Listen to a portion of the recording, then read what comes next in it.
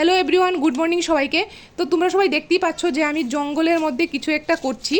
Actually আমি কচুর শাকের লতি তুলতে গেছিলাম আজকে জঙ্গলে। অ্যাকচুয়ালি জঙ্গল না, আমাদের ঘরের পেছনটায় অনেকগুলো কচুর শাক হয়েছে, আর অনেকগুলো লতিও হয়েছে। তো দেখতেই পাচ্ছ আমি অনেকগুলো লতি তুলে এনেছি। তুলে এনে এগুলোকে ছুরি দিয়ে ভালো করে ঘষে ঘষে উপরে যে কালো চামড়াটা থাকে এটা ভালো করে তুলে নিতে হবে। তুলে নিয়ে তারপর আমি এগুলোকে ছোট ছোট পিস করে কেটে নেব। তো অ্যাকচুয়ালি আমি অনেক দিন ধরে ভাবছিলাম যে কচুর শাকগুলিতে অনেক লতি হয়েছে, তো আমি রান্না করব। অ্যাকচুয়ালি আর সময় করে উঠতে পারছিলাম না, তো রান্নাটা করতে পারছিলাম না। তো আজকে তুলে আনলাম ফাইনালি। এনে আমি ভালো করে এগুলোকে উপরের আঁশটা তুলে ছোট ছোট পিস করে কেটে নেব। তো তোমরা ভিডিওটা দেখতে থাকো, কার কীরকম লাগে অবশ্যই জানাবে। আর তোমরা কে কে কচুর লতি খাও আর কে কীরকমভাবে খাও অবশ্যই আমাকে কমেন্ট করে জানাবে। আর আমিও আজকে কীভাবে রান্না করি তোমরা ভিডিওটা সবটা স্কিপ না করে লাস্ট অবধি দেখতে থাকো, আশা করি তোমাদের ভালো লাগবে। তো সবগুলো লতি আমি আজকে কাটিনি, কারণ যেহেতু আমাদের ঘরে বেশি রান্না হলে খাওয়া হয় না, পরে থাকে, তার জন্য আমি অর্ধেক নিয়েছি, নিয়ে ভালো করে ছুলে কেটে নিয়েছি। কেটে নিয়ে ছোট ছোট পিস করে একটা বাটির মধ্যে জলের মধ্যে হলুদ দিয়ে আমি লতিগুলোকে কিছুক্ষণ ভিজিয়ে রাখবো। ভিজিয়ে রাখলে কি হয়, আর যে কালো কালো কষটা থাকে বা বিষাক্ত কিছু কষ থাকে সেটা চলে যায়। তো তারপর আমি কড়াইয়ের মধ্যে গরম জল বসিয়ে দিলাম, দিয়ে লতিগুলি ভালো করে ধুয়ে তুলে দিয়েছি, দিয়ে কিছুক্ষণ সিদ্ধ করে নেব। তারপরে এর মধ্যে অর্ধেকটা লেবু রস আমি দিয়ে দিয়েছি। অনেক সময় আবার গলা চুলকায়, তো আবার অনেক সময় চুলকায়ও না, তো আমি রিস্কটা নিলাম না, আজকে একটু লেবু রস চিপে দিয়ে দিলাম। যদি আবার গলা চুলকায় তাহলে আবার বেকার যাবে, আমার রান্নাটাই বেকার যাবে, কেউ খাবে না। তার জন্য একটু লেবু রস চিপে দিয়ে দিলাম, দিয়ে কিছুক্ষণ সেদ্ধ করে নেব। তো সেদ্ধ হয়ে গেছে, আমি অতটাও সেদ্ধ করবো না, নাহলে আবার গলে যাবে রান্না করার সময়।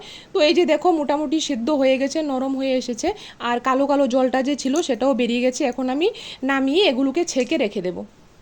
তারপর কড়াইতে আরও একটু জল দিয়ে আমি শুটকি মাছ সেদ্ধ করব। এর মধ্যে একটু লবণ দিয়ে দেব, দিয়ে কিছুক্ষণ সেদ্ধ হতে দেব। তারপর সেদ্ধ হতে হতে দেখবে যে শুটকি মাছগুলি গলে যাবে একদমই। তো 4-5 মিনিটের মতো সেদ্ধ করলেই চলবে, এগুলো তো এমনিতেই নরম থাকে, তো বেশিক্ষণ সেদ্ধ করতে হয় না, এমনিতেই গলে যায়। তারপর এই যে দেখো অনেকটাই গলে গেছে, সবগুলি গলে গেছে, আর কাঁটাগুলোও আলাদা হয়ে গেছে, জলটা মোটামুটি গাঢ় হয়ে এসেছে। এখন আমি এটা কড়াইটা নামিয়ে কিছুক্ষণ ঠান্ডা করে জলটা ছেঁকে একটা বাটির মধ্যে রেখে দেবো। তারপর আমি কড়াইটা নামিয়ে নিলাম, নামিয়ে ঠান্ডা হওয়ার জন্য রাখবো। তারপর আরেকটা কড়াই বসিয়ে দিলাম, বসিয়ে কড়াইটা গরম করে এর মধ্যে আমি তেল দিয়ে দিলাম, দিয়ে কয়েক টুকরো রসুন আমি ভালো করে ছুলে থেতু করে দিয়ে দেবো। দিয়ে হালকা একটু নেড়ে চেড়ে নিয়ে এর মধ্যে আমি লতিগুলো তুলে দেবো। তারপর লতিগুলো তুলে দিয়ে এর মধ্যে আমি একটু হলুদ আর একটু লবণ দিয়ে একটু হালকা নেড়ে চেড়ে হালকা ভেজে নেব।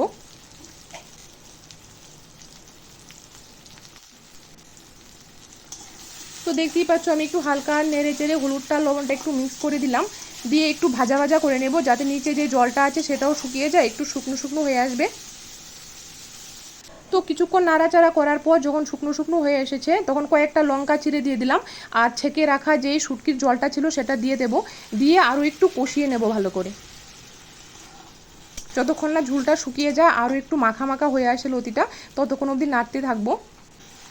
তো এই যে দেখো মাখা মাখা হয়ে এসেছে, আর এখন লতিটা ভাঙতেও শুরু করেছে। তো এখন আমি নামিয়ে নেব, আর আর নাড়াচাড়া করতে হবে না, আর বেশি নাড়াচাড়া করলে এটা ভর্তা হয়ে যাবে। তো আজকে রান্না তো আমার এতটুকুই ছিল, আমার রান্না আজকে কমপ্লিট। তো তোমাদের কার কীরকম লেগেছে তোমরা অবশ্যই বলবে কমেন্ট করে। আর তোমরা কে কে কচুর লতি খাও, কে কীরকমভাবে খাও, শুটকি দিয়ে খাও নাকি অন্যভাবে খাও, তোমরা সবাই কমেন্ট করে আমাকে বলবে। তো তারপর এই যে দেখো আমি একটু ভালো করে তোমাদের দেখিয়ে দিচ্ছি, এই যে দেখো শুকনো শুকনো হয়েছে, কালারটা কিন্তু খুব সুন্দর হয়ে এসেছে। এই যে দেখো ফাইনাল লুকটা আমি একবার দেখিয়ে দিই তোমাদের, এই যে দেখো খুব সুন্দর হয়েছে দেখতে। তো আশা করি তোমাদের ভালো লেগেছে আমার ভিডিওটা, তো যদি ভালো লেগে থাকে তাহলে একটা লাইক দিয়ে দিও। টাটা।